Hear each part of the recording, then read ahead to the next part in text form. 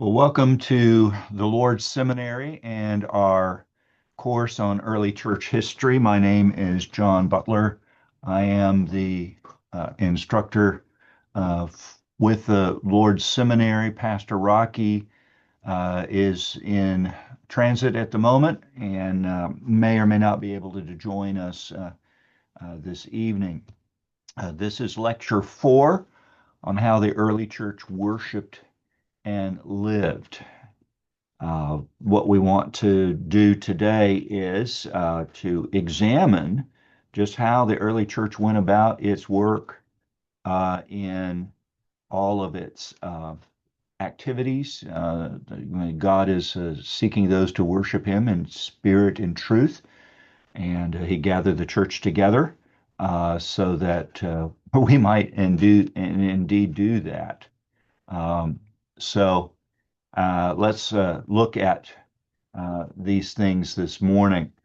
Now, in our last session, we studied the faithful witness of the early church in times of persecution. And we saw how believers, even in the face of death, held fast to the Lord Jesus, how their suffering strengthened the church's witness and unity. We're going to look today at the daily life and worship of the early Christians. How did they gather? What did they do when they came together? How did they live out their faith in a world that often rejected them? And so today we want to explore worship on the Lord's Day, the sacraments of baptism and the Lord's Supper, practices in the early church like singing and praying and teaching and giving, and how they lived and they cared for one another. So, why does this matter?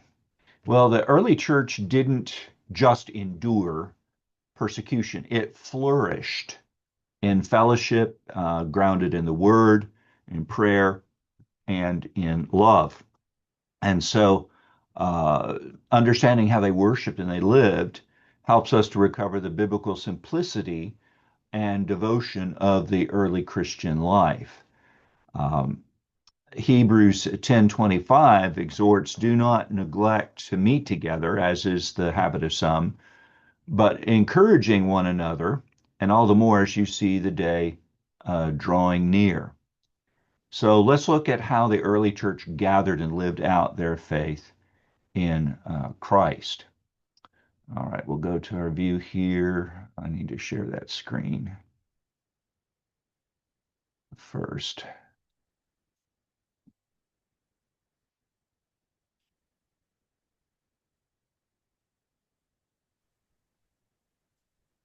All right, so we are uh, looking at the early church in how they gathered and worshiped on the Lord's Day.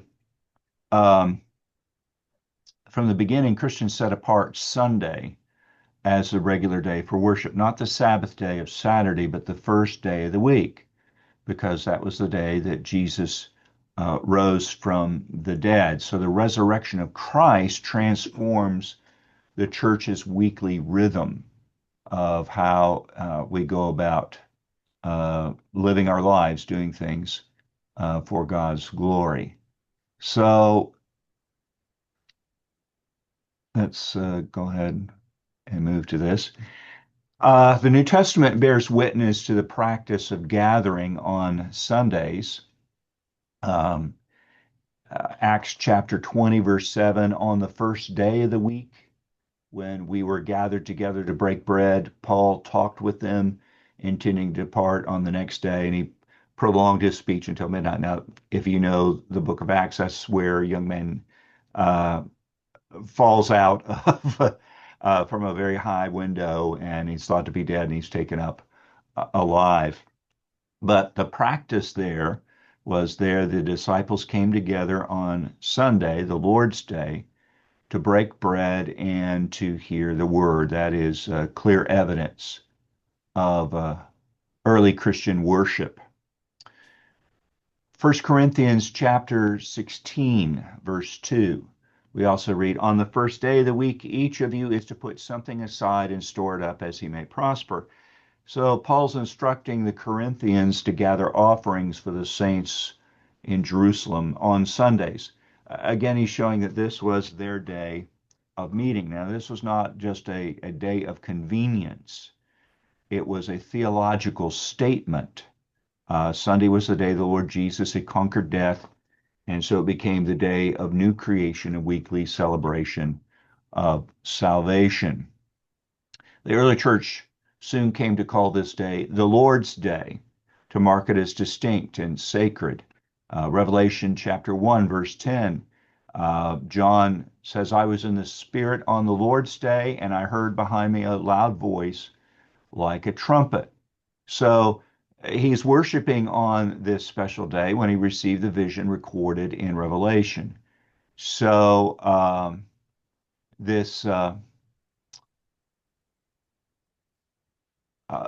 this distinction that the church is making, they understand that Sunday belongs to the risen Christ, and they are to gather in observance of this. So this title also distinguishes Christian worship from Jewish Sabbath observance and pagan Roman practices. The empire honored emperors and deities with special days. The Christians honored Christ as Lord every Sunday. Uh, and so the early church gathered on Sundays, not by accident, but with purpose, to celebrate the resurrection of Christ, to hear the word, to break bread, pray, sing, and to encourage one another. Sunday was not only a habit, it was also a weekly act of resurrection faith. So let's look at how they gathered and what they did when they met. We see much evidence that they would meet in homes. Uh, so this gathering there, sometimes we call them house churches. They were the primary setting for worship, for prayer, for teaching, for fellowship for the first several centuries of the church's life. There were not purpose-built facilities for the churches at this time. They would use what facilities they could use, and in this case, somebody in the church had a large enough home where they could gather together for worship. It's not until later, after the acceptance of Christianity as the religion of the Roman Empire, do you begin to see purpose-built buildings. In fact, early on, the Roman government um, would give buildings that had been used for civic use, kind of courthouses, and give those over for the use of the church. There's a church in Rome, is the name I forget, that is one of those early Roman courthouses that is given over, government buildings given over to the church. And a lot of some of the early church designs copy that particular model. But the era we're speaking of at this time here in the earlier centuries before the legalization of Christianity, oftentimes we would find the church meeting in homes. Um, there are several scriptures that refer to this of believers gathering in private homes. Romans chapter 16, verse 5. Paul says, greet also the church in their house. Greet my beloved Epaphras, who was first convert to Christ in Asia. Paul greets the church that met in the home of Priscilla and Aquila, who were faithful co-laborers in ministry. The churches of Asia send you greetings, 1 Corinthians 16:19, together with the church in their house. Colossians 4:15, um, give my greetings to the brothers at Laodicea and to Nympha and the church in her house. Philemon, verses 1 and 2, to Philemon, our beloved brother, our beloved fellow worker, and the church in your house. So we see that the church is gathering together, uh, using the facilities that they are able to obtain. And so you can imagine meeting in a home. There's not a lot of room to spread out. If you have a lot of people in there, very close fellowship. And these types of household gatherings were not just common, they were normative. The home was both the center of domestic life and the sacred space where believers worshiped Christ. And really, as I just mentioned, dedicated church buildings do not begin to appear until the mid third century, and even then, only in regions where Christianity has gained some social acceptance. The earliest known purposed church building is the house church at Dura Europos in Syria. It dates to around AD 240 and had been modified from a private home to accommodate worship. Well, let's talk about some of the characteristics of these home gatherings. There was simplicity, no altars, no incense, no formal rituals. Worship was centered on the word, on prayer, the Lord's Supper, and on song. And the uh, it was marked with reverence, despite the informal setting. The gatherings were marked by awe and seriousness, knowing they met in the name of the risen Lord. And there was fellowship. Meals were often shared. Believers saw themselves as members of the same family in Christ across class and ethnic lines. You see that from right after the outpouring of the Spirit on the day of Pentecost and the church being gathered together in Acts chapter 2. They meet together for the prayers, for breaking of bread together, and all that they are engaged in. So in the early centuries, the church thrived without buildings, showing that worship was not confined to sacred architecture. Rather, wherever believers gathered in Christ's name with the word, sacraments, and fellowship, there the church was. This reminds us that true worship is not about the place, but about the presence of Christ among his people.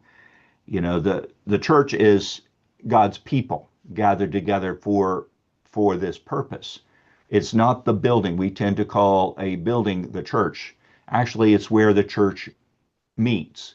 And there's some churches here in the United States that they, on the side of their building, will say, Christ Church meets here. And so that's just one way of making that particular designation, that this is a place where the church is gathering. Now, we begin to see a pattern in worship emerging as they gather week by week. It's rooted in Scripture, in apostolic instruction, and fellowship in Christ. Simple in form, this pattern is rich in spiritual substance and deeply formative for the life of the church. It included the reading of Scripture, the public reading of the Old Testament, and increasingly the apostolic writings that would become the New Testament.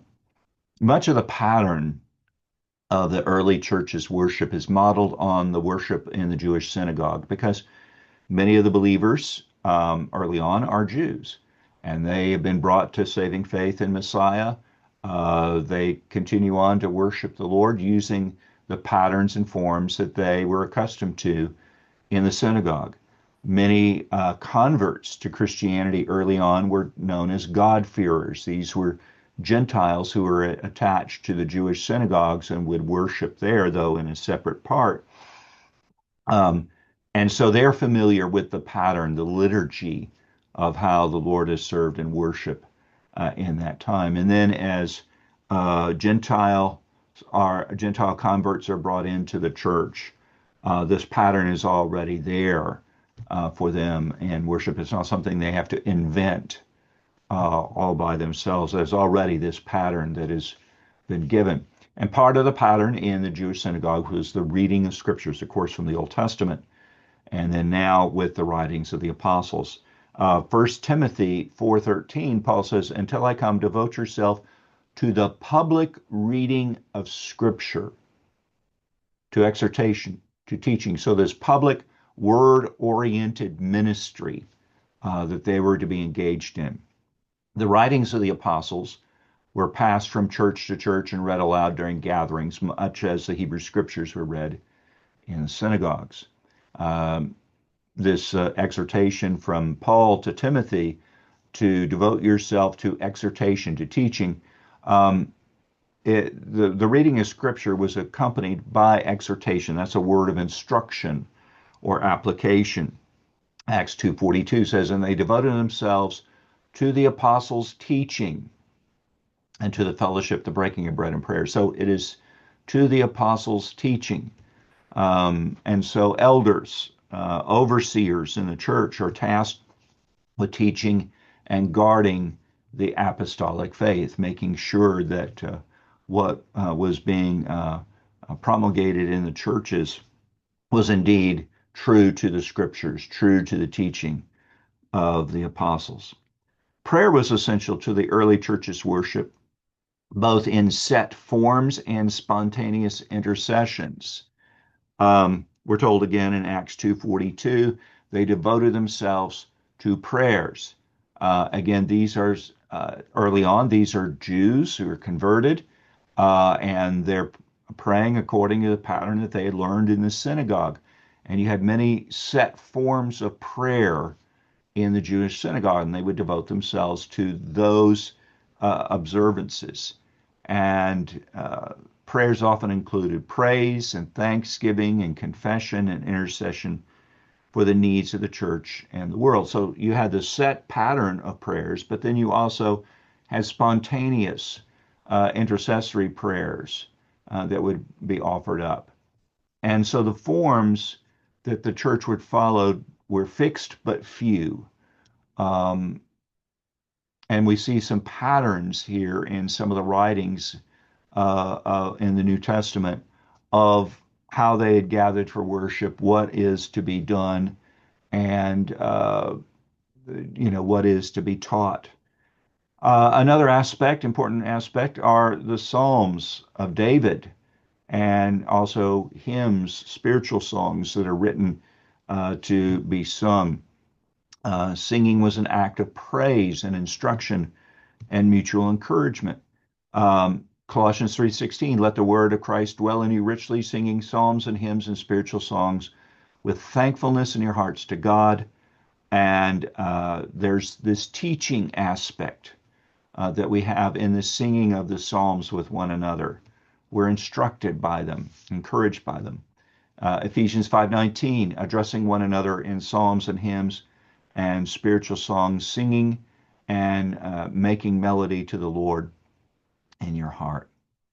The Lord's Supper was regularly celebrated. This breaking of bread that Acts 2 speaks of. And it would often be at the end of a shared meal.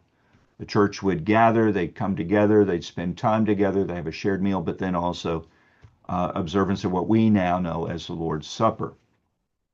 In 1 Corinthians 11, 23 through 26, Paul recounts Jesus' institution of the Lord's Supper and emphasizes doing it in remembrance of me, that is, remembrance of Christ, until he comes. This is something to be done as often as you do this in remembrance of me. And so the meal united the church in remembering Christ's death, celebrating his presence, and anticipating his return. Oftentimes in conjunction with the observance of the Lord's Supper, but then also at other times, a collection for the poor and for mission would be taken up. Giving was a key expression of worship.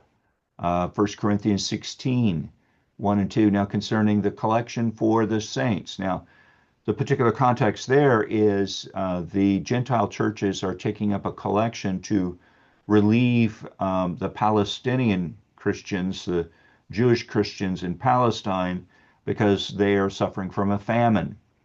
And this is a gift from the Gentile churches to them. And Paul's saying, look, here's what I want you to do on the first day of every week. Each of you is to put something aside. Romans 15. 25 and 26. At present, however, I'm going to Jerusalem bringing aid to the saints. So offerings were not only for local needs, but also for the global church and for mission work. We see some description of early church worship, interestingly, coming from a Roman governor by the name of Pliny. He's known as Pliny the Younger because there's Pliny the Elder, writing to the Emperor Trajan around the year 195. And it's in the context he is interviewing some people who've been accused of being Christians to determine whether they are to be punished or not. And he's writing, Trajan's writing, or Pliny is writing to the emperor for instruction on how he's to proceed in these types of matters. And so he's been interviewing some individuals who are Christian about their faith, about their practice. And he writes, but they declared that the sum of their guilt or their error only amounted to this, that on a stated day they had been accustomed to meet before daybreak and to recite a hymn among themselves to Christ as though he were a god, and that so far from binding themselves by oath to commit any crime, their oath was to abstain from theft, robbery, adultery, and from breach of faith, and not to deny trust money placed in their keeping when called upon to deliver it. When this ceremony was concluded, it had been their custom to depart and meet again to take food, but it was of no special character and quite harmless, and they had ceased this practice after the edict in which, in accordance with your orders, I'd forbidden all secret societies. Well, though gathered in homes and often under threat, the early Christians had a spirit-filled liturgy that was word-centered, sacramental, prayerful, charitable, and that set the pattern for Christian worship through the centuries, one that is still recognizable today. Well, the church had two sacraments. Sacraments are signs and seals of God's covenant of grace, signifying and applying the work of Christ to those who receive it by faith, and sign of that covenant relationship that God has with his people. The church practiced two sacraments commanded by Christ, the Lord's Supper and baptism. And so let's speak about the supper.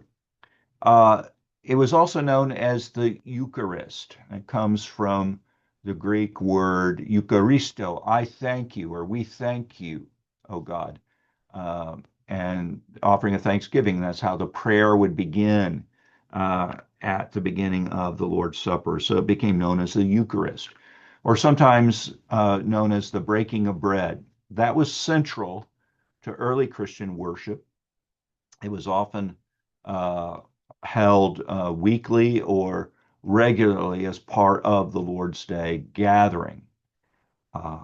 The foundation for it, of course, Paul's writing about the institution of the Lord's Supper in 1 Corinthians 11:23 through 26. For I received from the Lord what I also delivered to you, that the Lord Jesus, in the night when he was betrayed, took bread, and after he blessed it, broke it, gave it to his disciples, saying, this is my body, which is for you. Do this in remembrance of me.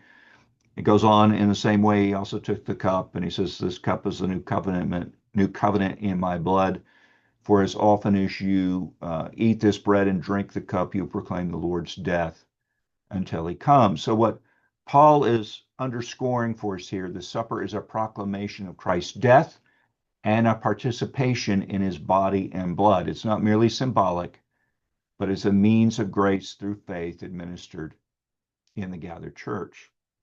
The early church saw the supper as a remembrance to recollect Christ's death and resurrection. It was a communion with the risen Lord and with one another, and it was a thanksgiving, a Eucharist. for the redemption that Christ has accomplished. There's historical witness to this. Justin Martyr, whom we've mentioned before, writing about the year 150 in his first apology, he provides one of the earliest descriptions of Christian worship, including the Lord's Supper, outside of the New Testament. He wrote, and we afterwards continually remind each other of these things, and the wealthy among us help the needy, and we always keep together. And for all things wherewith we are supplied, we bless the Maker of all through his Son, Jesus Christ, and through the Holy Ghost. And on the day called Sunday, all who live in cities or in the country gather together to one place. And the memoirs of the apostles or the writings of the prophets are read as long as time permits. Then, when the reader has ceased, the president, that is, the one presiding over the service, verbally instructs and exhorts to the imitation of these good things. Then we all rise together and pray, and as we before said, when our prayer is ended, bread and wine and water are brought, and the president, that is, the person presiding over the service, in like manner offers prayers and thanksgivings according to his ability, and the people assent, saying, Amen. And there's a distribution to each and a participation of that over which thanks have been given. And those who are absent, a portion is sent by the deacons. And they who are well-to-do and willing give what each thinks fit.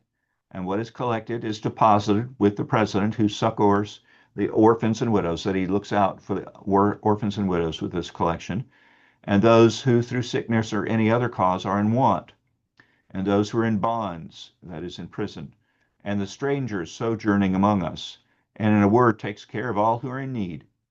But Sunday is a day on which we all hold our common assembly, because that is the first day on which God, having wrought a change in the darkness and matter, made the world.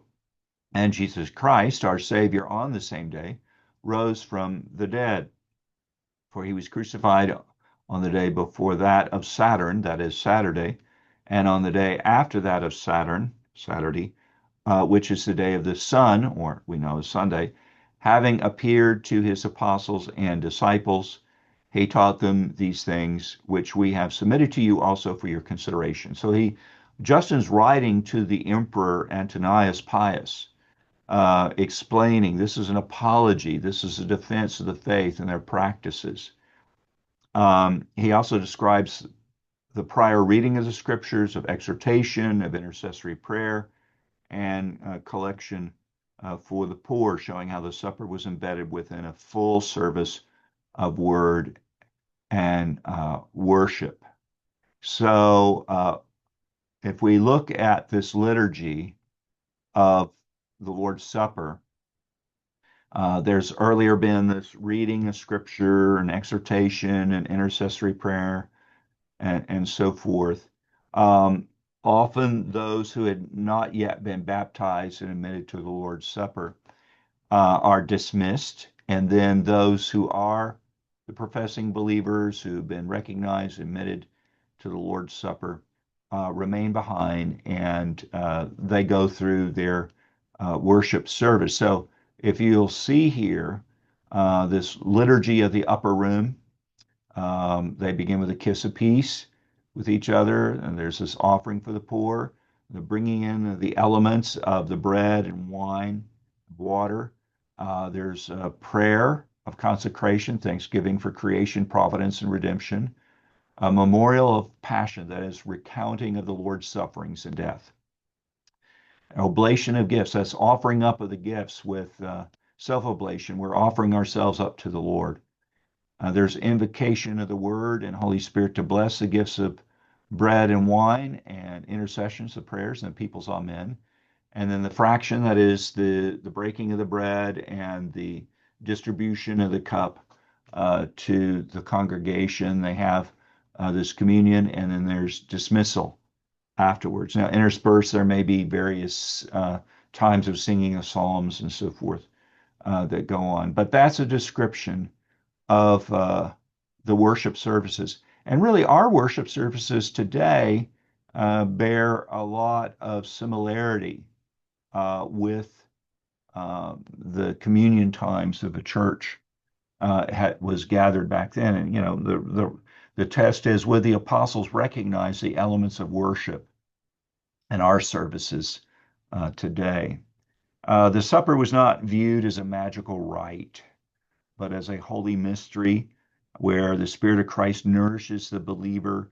It deepens the unity of the church. It strengthens believers amid persecution and trial. So the early church treasured the supper, um, but their worship services are both the word-oriented and the supper, and you didn't did not separate the two. The other sacrament is the initial rite in which people are brought into the body of Christ, is baptism, marking the believer's inclusion in the covenant community of faith. It was both a sign and a seal of the gospel promises. Now, washings were common amongst the Jews. You had ritual cleansings that would take place um, at different points in time. So the idea of cleansing through washing with water was something that they readily understood. And so when John the Baptist is proclaiming, repent and be baptized for the forgiveness of your sins, that is the washing away of your sins. But by faith, you're putting your hope and trust in the Lord and His promises of forgiveness and seeking to live for Him and for His glory. And so there's this ritual washing away that takes place. So uh, baptism in the early church was taken seriously and typically followed a period of instruction called catechesis, uh, especially for adult converts. New believers were taught the essentials of the faith, the story of Scripture, the person and work of Christ, the apostles' teaching, and the meaning of discipleship. And this period of preparation ensured that baptism was received with understanding, repentance, and faith.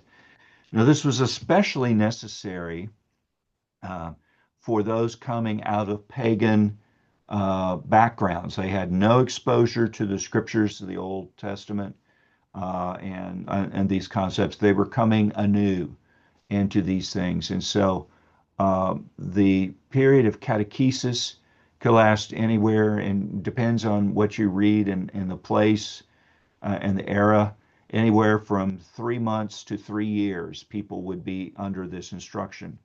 But it was seen as necessary because, as I just said, these are people coming from pagan backgrounds, and just something just totally new.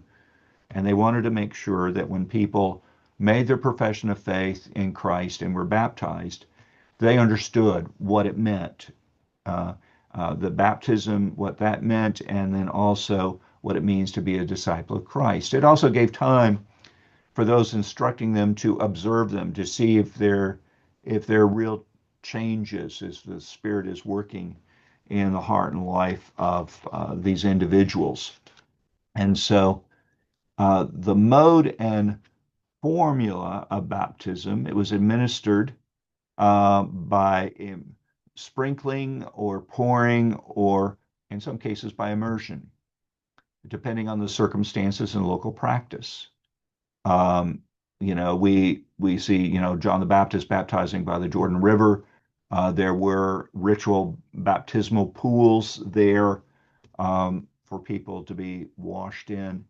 There, but the idea is not so much the the form, that is putting them into water all the way, submerged under the water, or if it's poured.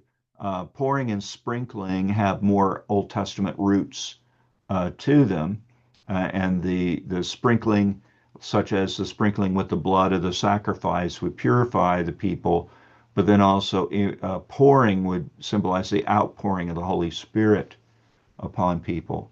And so the focus was not so much on the method, but the meaning and divine command behind it. Jesus gave the formula for baptism in the Great Commission: go therefore and make disciples of all nations, baptizing them in the name of the Father and of the Son and of the Holy Spirit.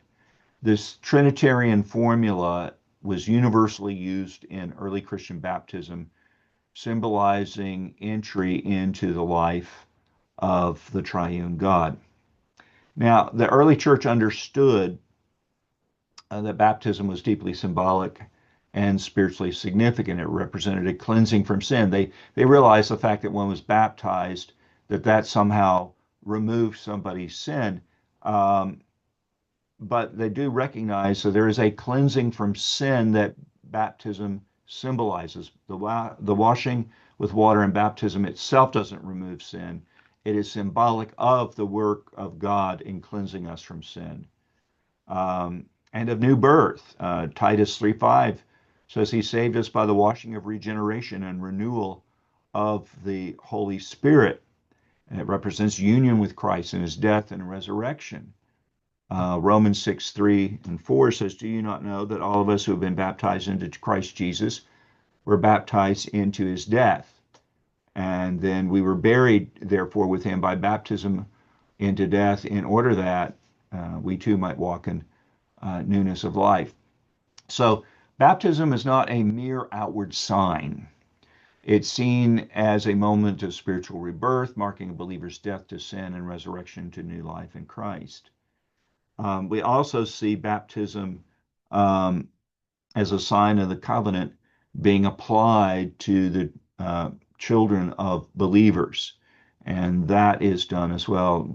That's for a whole nother discussion, and the question of credo baptism, sometimes called believer's baptism, or paedo baptism of the children of professing believers and so forth. That's for another course. But what we're saying here, baptism along with the supper, forms the sacramental heart of early Christian life. As a sign of initiation, baptism brought believers visibly into the community of faith, reminding them they had been washed and united with Christ and set apart for holy living. And they were celebrated in the context of worship, of prayer, and of fellowship, which we will now examine further, looking at the elements of worship. Now, as we said, the early church's worship was symbolized or marked by simplicity and reverence and joy in Christ. The key elements: singing, prayer, teaching, giving, practices grounded in Scripture and adapted to their homes and gatherings. Singing was an essential part, joyful part of Christian worship from the beginning. Early believers inherited the rich tradition of psalm singing from Jewish worship and began composing new hymns that exalted Christ. As the scriptures are being translated into their own tongues, we begin to see adaptations of these particular psalms and maybe tunes that are used. We see historical witness for it.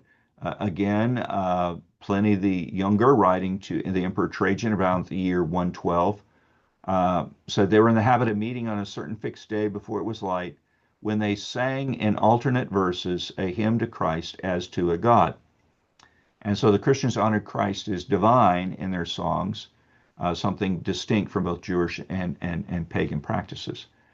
The singing was both doctrinal and devotional. It taught truth and lifted hearts to God. So it served to encourage the weary, to reinforce sound teaching, to unite the body in shared praises, and therefore we should first and foremost sing the Psalms as the primary hymn book of the church and be quite familiar with that. We're told in Ephesians 5:19, addressing one another in psalms and hymns and spiritual songs, singing and making melody to the Lord with your heart. These early Christian hymns that would be written emphasize the lordship and divinity of Christ, his death and resurrection, and the hope of eternal life. Singing is a way of embedding the truth within us. It's one thing to memorize a catechism or memorize scripture verse or two. It's another thing to put it into song and it just connects with us. And we're able to recount that and sing it to one another and share that truth with one another. And through music, the word of Christ was dwelling richly in the gathered body, shaping minds and gladdening hearts. Now, a question might arise here in conjunction with the singing, what about the use of musical instruments? We don't have much to guide us in that regard in the worship of the New Testament. Uh, there might have been the use of instruments, but we don't have any record much of that in the use in the early church. It was all a cappella, that is, without the accompaniment of musical instruments. We use the instrument that God gave us, our voices, to sing to the glory of God. Of course, prayer is central to Christian worship. Following Jesus's own teaching and example, the early church devoted themselves to both personal and corporate prayer, lifting up their hearts to God in praise and petition and confession and thanksgiving. Uh, the pattern of early prayer, of course, the Lord's Prayer, is given to us both as a model for prayer, but also as a prayer that we may use in worship. In addition to the Lord's Prayer, Christians offered intercessions for the church, for rulers, for those in need, thanksgivings for daily bread and spiritual blessings and salvation, confessions of sin and pleas for forgiveness, and supplications for strength and wisdom and peace. Some of them were ordered, structured prayers that would come over from uh, the synagogue worship. Others were composed in the early church and utilized in that way. Uh, the Didache, which we've mentioned before, which was the teaching of the 12 apostles, a church manual that's written in the late first or early second century, gives us a glimpse in how early Christians prayed. It showed a Christ-centered approach to prayer addressed to the Father in the name of Jesus, often accompanied then by the breaking of bread.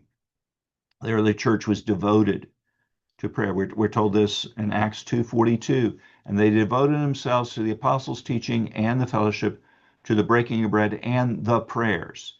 Now, the prayers would be the times of worship in the synagogue, usually 3 times a day.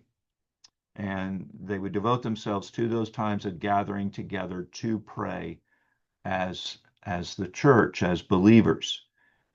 Prayer was not peripheral. It was a mark of a spirit-filled community shaping their view of the world, their response to suffering, and their hope in God. They devoted themselves to teaching. That's a foundational element of early Christian worship and daily life. Faithful instruction ensured that believers were grounded in the truth. They were able to recognize false teaching, that they were equipped to live in a pagan world. Those who were taught in the early church were typically recognized as elders, presbyters, or overseers. Presbyter and overseer describe the same individuals in the church. One overseeing is descriptive of the work, superintending the work. Men who are appointed to shepherd the flock through sound doctrine and faithful living. And these are men, there are certain qualifications. They had to have an aptitude to teach, to be able to instruct others. 1 Timothy 3:2, they must be above reproach. Titus 1:9, he must hold firm to the trustworthy word as taught, so that he may be able to give instruction in sound doctrine and also to rebuke those who contradict it. You also had early on, mostly in the apostolic era, traveling teachers or evangelists like Apollos in Acts chapter 18 to spread apostolic teaching to growing churches. And we see this rising up of those in the church who are there tasked with that work of instruction in the church through preaching and teaching in the church. Um, Paul calls the elders of the Ephesian church together and says to them in Acts 20, pay careful attention to yourselves and to all the flock in which the Holy Spirit has made you overseers to care for the church of God. Um, and these individuals were important for communicating and safeguarding of the truth. Now, in the early second century, you began to see writers like Ignatius of Antioch beginning to use the terms bishop or episkopos, overseer, and presbyter or elder in a more distinct way, with the overseer as the singular leader in a city and elders as his assistants. But in the New Testament period, they're synonymous. They're describing the same church office. Presbyteros emphasizes spiritual maturity and dignity. Episkopos emphasizes responsibility and oversight. Now, let's see. There was instruction that it would also be given in the church, in addition to the preaching and teaching. There'd be the instruction of preparing the catechumens, those undergoing catechesis, instruction prior to baptism, understanding the basic doctrines of the faith: creation, sin, salvation, Christ's work, learning the Lord's Prayer and the Ten Commandments, and summaries like the Rule of Faith, developing a life of repentance and prayer and submission. And catechesis could, as I mentioned, last weeks or even months, culminating in baptism, often on Easter, and full participation in the Lord's Supper. Uh, the goal of this teaching was spiritual transformation and maturity in Christ. And so teaching was central to worship, discipleship, and leadership, and informs all these other areas in the church's work. So the truth of God's word was treasured and transmitted, ensuring that each generation would be anchored in Christ and prepared to serve him faithfully. The offerings would be taken for the support of the widows and orphans and prisoners. That was a hallmark of early Christian worship and community life. It was understood that giving was not only as an act of worship, but a visible expression of love, unity, and justice. And as the outsiders, the unbelievers, would see this, they would comment, see how they love one another. So the instruction in the church was that giving and this sharing with each other was not coerced, but a voluntary, joyful, and spirit-driven. So we would care for widows and orphans, for the poor and hungry in the church and in the community, and for prisoners and the persecuted.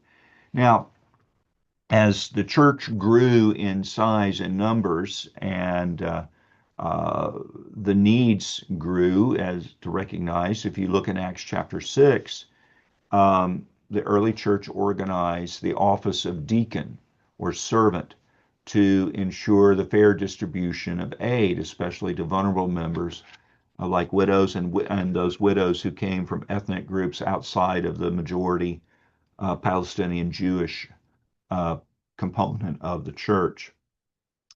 Paul also gave instruction for ongoing care in 1 Timothy 5:3 and 4. Honor widows who are truly widows. And if the widow has children or grandchildren, let them first learn to show godliness to their own household. And that reveals both a pastoral heart and a sense of responsibility in Christian families and congregations. The offerings became a weekly part of Lord's Day worship, meeting local needs and also missionary aid, such as Paul's collection for the saints in Jerusalem. Each one, 2 Corinthians 9:7 says, must give as he has decided in his heart, not reluctantly or under compulsion, for God loves a cheerful giver. Well, let's talk about the church as a family, as a daily life of faith. Uh, you see, the early church, they lived their lives as a community of people living out their faith every day. And they understood themselves as a family in Christ called to reflect his character in a world that's marked by sin and suffering and confusion. Because we're radically different. We're new creatures in Christ. We're radically different from the surrounding culture, and our daily lives bear witness to the transforming power of the gospel. We're called to holiness. You remember that passage I read where Pliny the Younger is interrogating some Christians, and they're taking a pledge to live holy lives and not to steal, not to commit adultery, not to do all these other things. Um, so their lives are to be marked by righteousness and purity, even at great personal cost. 1 Peter 1, 15 and 16. But as he who called you is holy, you also be holy in all your conduct, since it is written, you shall be holy, for I am holy. They rejected the moral norms of the pagan world, including abortion and infanticide. These were common in Roman society, but rejected by the early church, which valued every life as made in God's image. They rejected sexual immorality. Christians honored marriage and chastity. First Thessalonians 4:3 says, "For this is the will of God, your sanctification, uh, that you abstain from sexual immorality." Lying and revenge was not to be countenanced. Truthfulness and forgiveness were expected. Romans 12:17 and 18. Repay no one evil for evil. And then, if possible, as far as depends on you, live peaceably with all. There's a lifestyle marked by hospitality and generosity. Christian homes were open to fellow believers, the poor, and travelers. Hospitality was more than a social custom, it was a spiritual discipline. In fact, it's one of the things that you wanted to see, and it was a requisite in order for someone to be considered to be an elder, a presbyter, an overseer in the church, is that they were hospitable and they showed a love to those who were the stranger, uh, seeking. And it's not just giving them a cup of cold water in Jesus' name or a meal here and there, but sometimes lodging them, taking care of them, looking after their medical needs, and so forth. Romans 12:13 exhorts, contribute to the needs of the saints and seek to show hospitality. And Hebrews 13:2, do not neglect to show hospitality to strangers, for thereby some have entertained angels unawares. And so this was a component of the Christian's witness and love for one another. One of the things to keep in mind is that if you uh, have committed your life to Christ, you might have had the rejection of your own family and extended family and circle of friends and acquaintances and business associates and so forth. And the church then becomes, as it were, your family. And that care that family is to show one towards another, and that assistance that we are to give in our families, the church fills that particular role. The Christians were known for truthful speech and honest business practices and care for one another. We're told in Ephesians 4:25, therefore, having put away falsehood, let each one of you speak the truth with his neighbor, for we are members of one another. So the early church's love and action marks them out in the Roman world as a peculiar yet admirable people. And so the church is living, as it were, as a countercultural family committed to holiness and truth and compassion. Their distinct lifestyle wasn't just personal, it was communal and it was missional. It was with a desire to reach others through our practices of hospitality, through our love and grace shown to one another. We are also seeking to bring others into God's family. And you bear the witness to the transforming power of Christ and how they treated one another and lived before the world. The early Christians were not only known for what they believed, but for how they lived. Um, quiet, modest, distinct from the surrounding pagan culture. They lived a life of modesty and contentment. Many early believers chose to live modest lives, even if they were from wealthy or influential backgrounds. They viewed their material possessions as tools for service rather than status.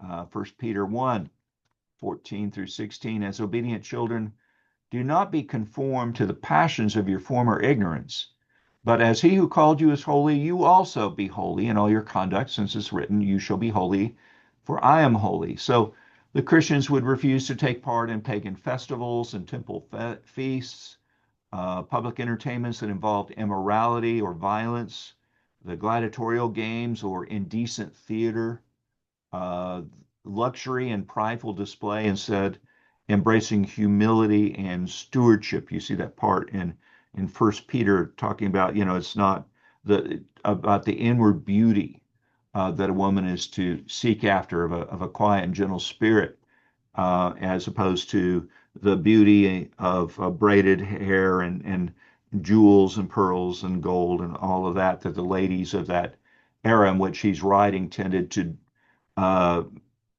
decorate themselves with. That doesn't mean then women are not to dress up, but the question is, why are you doing that? Uh, is it to be pleasing to your husband? Is it to show off before others?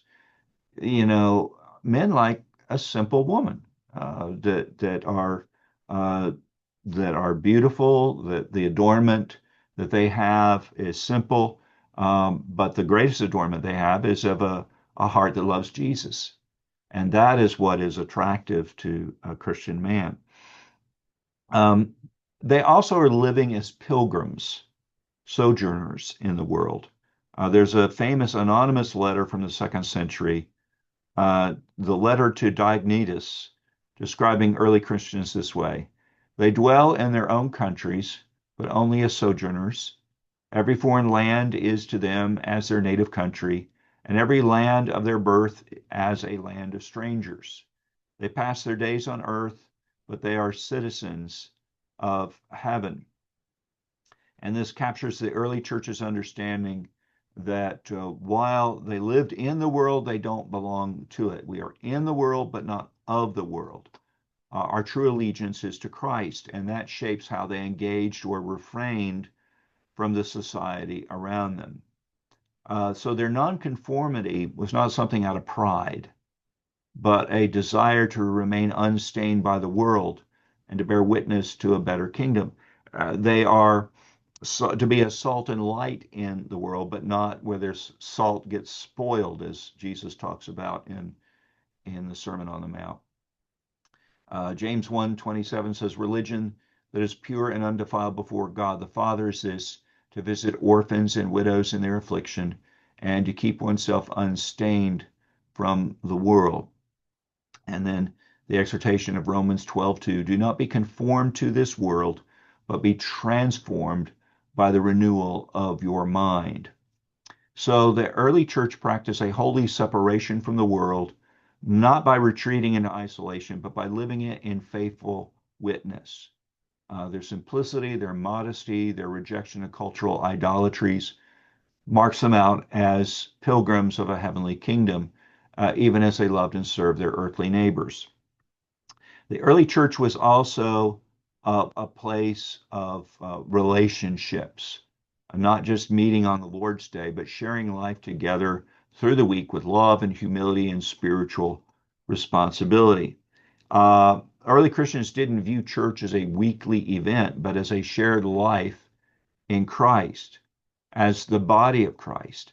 They often met in homes, marketplaces, wherever they could, to encourage and care for one another. Now, yes, they would meet on the Lord's Day, on Sundays, but they would also interact with each other throughout the week and deeply would care for one another.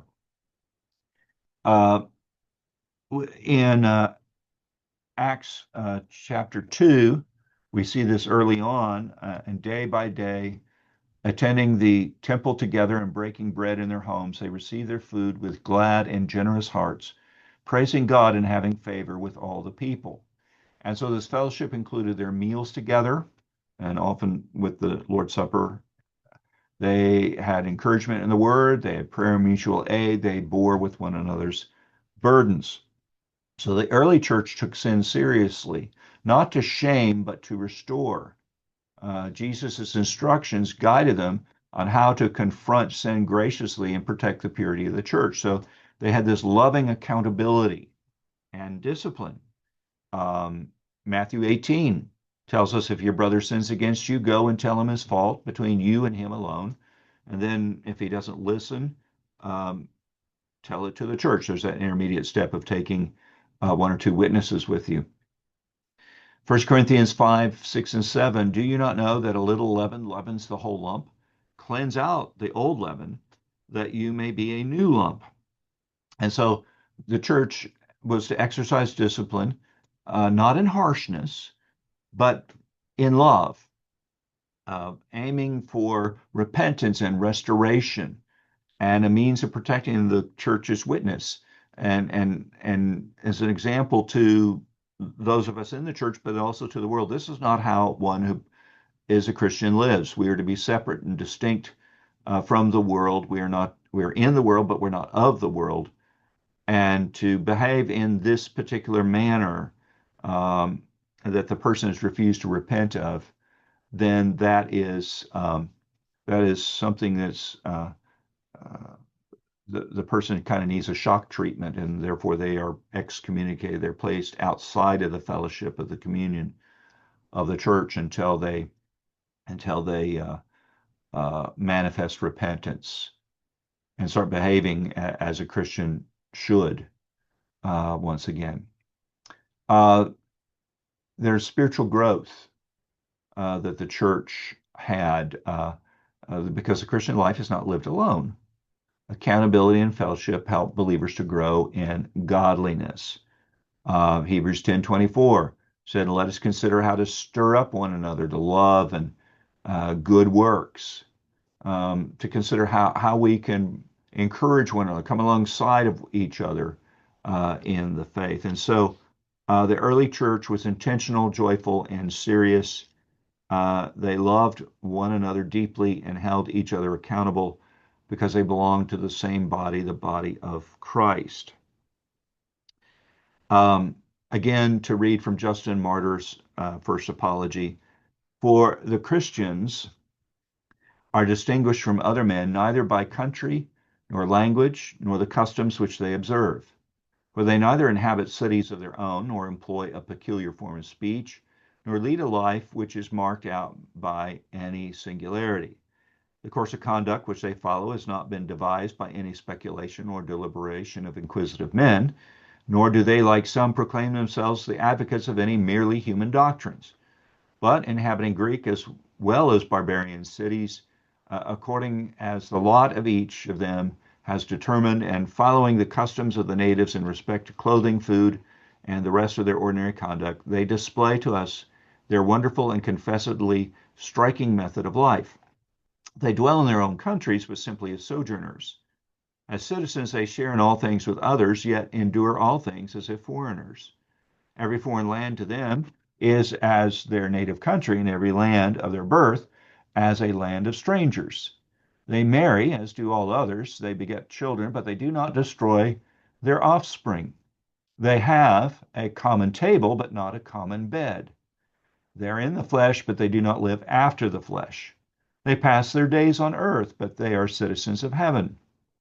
They obey the prescribed laws and at the same time surpass the laws by their lives. They love all men and are persecuted by all. They're unknown and condemned. They're put to death and restored to life. They're poor, yet make many rich. They are in lack of all things and yet abound in all. They are dishonored, yet in their very dishonor are glorified. They are evil spoken of and yet are justified. They are reviled and bless. They are insulted and repay the insult with honor. They do good, yet are punished as evildoers. When punished, they rejoice as if quickened unto life. They are assailed by the Jews as foreigners and are persecuted by the Greeks, yet those who hate them are unable to assign any reason for their hatred. that is any reason as their wrongdoing or anything of that nature. So as we think about and reflect on the early church, um, we look at their lifestyle, and we, of course, are supposed to think, what does this mean for our own lives? What does such faithfulness look like today? And their example calls us to re-examine our priorities, our practices, the purpose as Christ's people in this generation. The first, centrality of Christ in worship. The early church was marked by a deep, consistent focus on Christ. His death, resurrection, and return shaped everything they did. The supper, Lord's Supper, was not an occasional ritual, but a weekly reminder of his atoning work. The preaching and teaching centered on Christ from all the scriptures. The songs and prayers and confessions directed the heart to worship Christ as Lord. And so the question is Christ at the center of all we do when we gather? Are we formed more by his word or by our preferences? Second, the early church honored Sunday, the Lord's Day, as a time for rest, for worship, for fellowship, for renewal. In a hostile and hurried world, the weekly rhythm of gathering was a lifeline of grace. They did not neglect to meet together. They prioritized the word, prayer, sacrament, fellowship. They knew they needed one another to persevere in faith. And do we treasure and protect the Lord's Day as sacred time with God's people, as a day to focus upon him and to serve him? We can learn from them the power of ordinary faithfulness and community. There are no famous preachers or mega church buildings, and yet the church grew and endured through simple, spirit-filled believers who opened their homes in love, and they gave generously to the poor, they prayed earnestly for one another, and they taught their children and catechumens the faith. They were committed to what we call the ordinary means of grace, the word, sacraments, and prayer. And not through any great programs or anything of that nature, just simple live for Jesus where you are, and use the means that he has appointed for growth, the word of God, the sacraments, prayer, and trust him in the growth of things. And through them, God did extraordinary things. And so the question for us is, are we willing to embrace a humble, steadfast, and sacrificial faith like theirs? Another question we should ask ourselves, what shapes our churches more these days? The Word of God and the witness of the early church, or by consumer preferences in entertainment and comfort? Do we hunger for sound doctrine or spiritual convenience? Do we strive for fellowship and accountability or individual independence? Are we forming disciples or just attracting attenders? Now, understand the early church was not perfect. They were sinners saved by grace, just like you and like me. And they're affected by their culture, and they have their own assumptions and attitudes and everything that comes from living in the particular time and era and culture in which we find ourselves. But we do see the work of the Spirit in them, a faithful, Christ-centered, and Spirit-filled people. And their simplicity, their worship, and their love, we ought to seek to reflect those same priorities as we serve Christ today. Well, let's go ahead and move on to some questions here. Let me ask the first one. Why did early Christians worship on Sunday, and what did their gatherings look like? Why did they worship on Sundays as opposed to Saturdays? Anyone want to hazard that? Well, we do see descriptions of them gathering on the first day, on the Lord's day, to worship. Understand too, uh, many Christians no longer, as time went on, were worshiping in the synagogue, but they had the availability to gather together to worship God on Sundays and to serve the Lord on those days. And so we don't see a command, thou shalt worship only on Sundays, or the church must gather on Sundays, but we see the change. And so it's not prescriptive in that sense, but it is descriptive of their gathering together. Um, how do the structure of their gatherings reflect their theological priorities? Well, it's word-centered.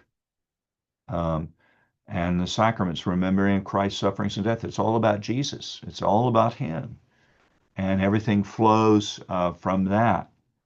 And so they would celebrate reverently and regularly, because Christ would form the center of who and what they are. Next question is,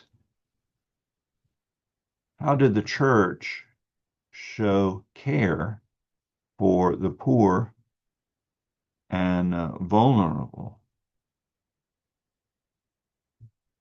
Oh, okay, Jay, I see your question here. Yep. Yeah, exactly. I see that. All right, so how did the church not sow care, but show care for the poor and vulnerable? Well, we have the offerings, the collections that are taken up, and the distribution of it. We see the deacons and the office of deacon arising in the church to help oversee that work and to allow the apostles to devote themselves to the ministry of the word and prayer, as Acts 6 says. And so there's that division of labor in the offices of the church, the presbyters, the elders, and the deacons. Um, and so therefore, the deacons are tasked with looking after the interests of the people in the congregation and others, to relieve their needs. And so it's a mercy ministry. But then individuals as well, to open their homes to others, to show hospitality. One of the things in the um, widows discussion going on in Timothy and Titus, um, it's believed that you had those who were enrolled in a role in the church of the widows, and not to admit anyone who's under the age of 60. That if they're truly widows indeed, that is, no one in the family is around to care for them, um, then, and they're destitute, it falls on the church to help care for them. They are put on this role, but so other criteria, did they open their homes and show hospitality? Did they wash the feet of the saints? So that is, were they humble? Um, Showing a true Christ-like attitude. And it's believed that they helped in the early church in looking after the needs, especially of women folk in the early church. But this was an every member type of ministry that we're all called on to show care for the poor and vulnerable in the churches.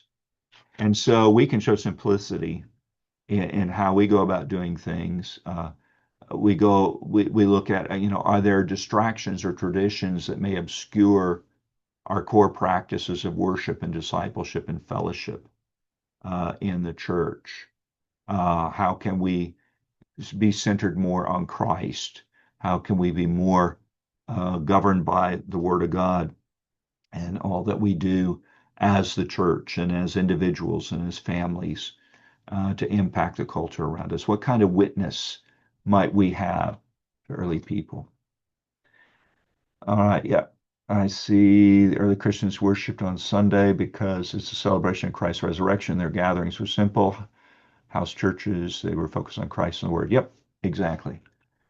Well, we will put this recording up in Dropbox along with other materials from today's lecture, and I will share the link in our Facebook Messenger chat to go there later on. Pastor Rocky will um, upload it to the YouTube channel and share that as well.